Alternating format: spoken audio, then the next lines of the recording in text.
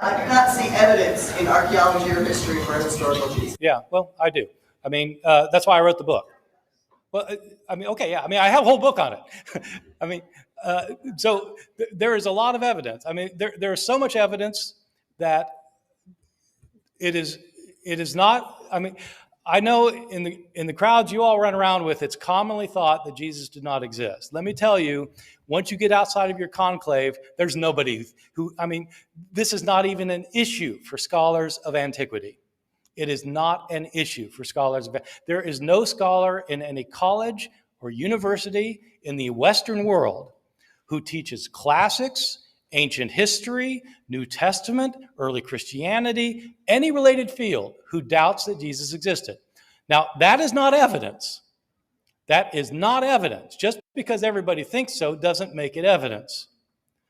But if you want to know about the theory of evolution versus the theory of creationism, and every scholar in every reputable institution in the world believes in evolution, it may not be evidence, but if you've got a different opinion, you better have a pretty good piece of evidence yourself.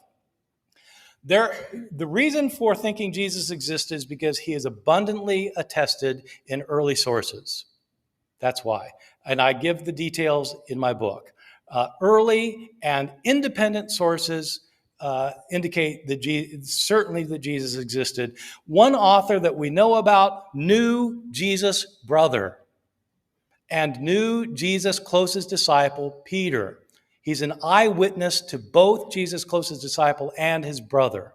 So, I mean, I'm sorry, but again, I respect your disbelief, but if you want to go where the evidence goes, I think that atheists have done themselves a disservice by jumping on the bandwagon of mythicism, because, frankly, it makes